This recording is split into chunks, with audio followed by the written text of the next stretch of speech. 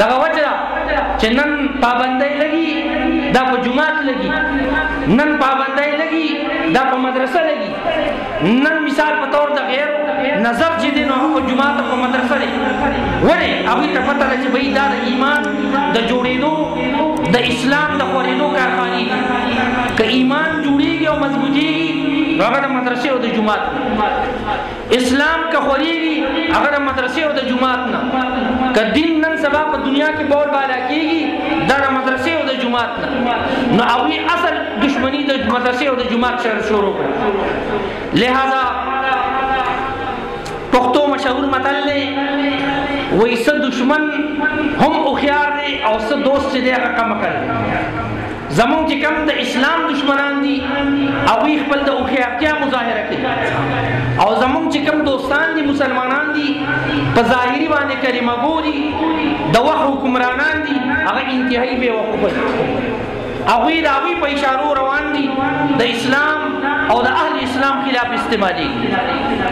زمونږ استاد محترم شیخ الاسلام محمد تقی عثماني صاحب دامت برکاتهم هغه خپل سفرنامه کې یو ځای لیکلي د یو ملک حواله ورکړې ده چې موږ هلته لاړو اسلامي ملک و، نو موږ د هغه بادشاه سره ملاوېدو، نو موږ زړه کې مشوره وکړه چې د بادشاه له څه تحفه ورکړو. مشوره په دې وشوه چې دته به د قرآن کریم نسخه پیش کړو.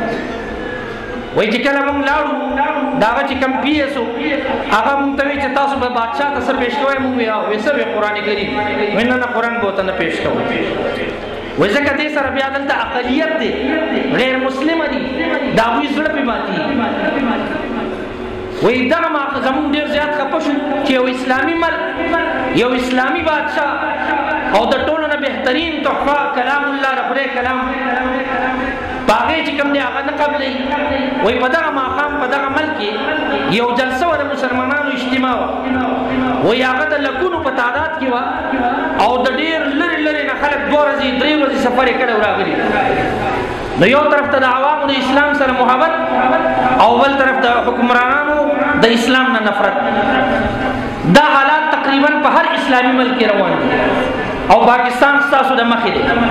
لہذا زه له ټولو نه زیاته خبره کول نه غواړم، ځکه زما نه پس هم چې کوم دی مېلمانه را روان دي او د دوی مهمان خصوصي چې دی مولانا اکرام الحق صاحب دی هغه به مو سره راورسي.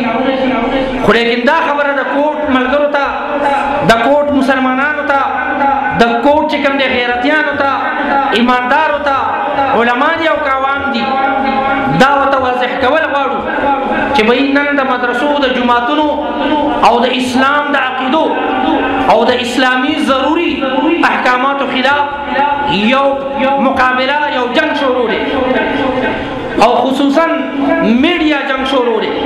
تاسو دلته په ارامه ناست یې. نن په دې وخت کې 300 نه اباو چینل دا د قادیانیانو چلیږي د اسلام او د اهل اسلام خلاف. په دې وخت کې چې کوم دی د قرآن کریم د دې دینو ادارو که 100 چینل دي نو یو پاکستان ملګری نشته. ټول چې کوم دی هغه د یهودیانو په لاس کې، د عیسایانو په لاس کې، د غیر دینو په لاس کې هغه لګیا دي د اسلام خلاف، د عالم خلاف پروپیګنډه کوي او خلک په هغې یقین کوي. دا یو امتحان دی د دنیا چې دا دارالامتحان دی. الله تعالی ګوري بار بار استعمالوي لیعلم الله لیبلوکم. الله تعالی تاسو معلوموي څومره ستاسو ایمان مضبوط دی، تاسو امتحان، تاسو جانچ او پړتال کوي چې څومره تاسو دین کې مضبوط یې. بهرحال زه خپله خبره دومره اوږدومه نه، خو تاسو ته یو خاص کوم چې نن د کرونا په نوم باندې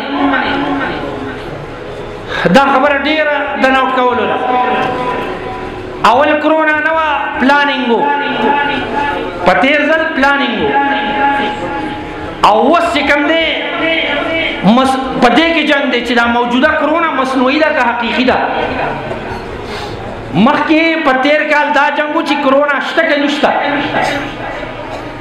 نو د دوی خپل منځ کې مقابله وه د ایټمي هتیارونو، د هغې چې کوم ګیسز، د هغې چې کوم بړاسونه دوی خپل د تجربو راووښکل او خلک یې بیمار کړو په زوره باندې.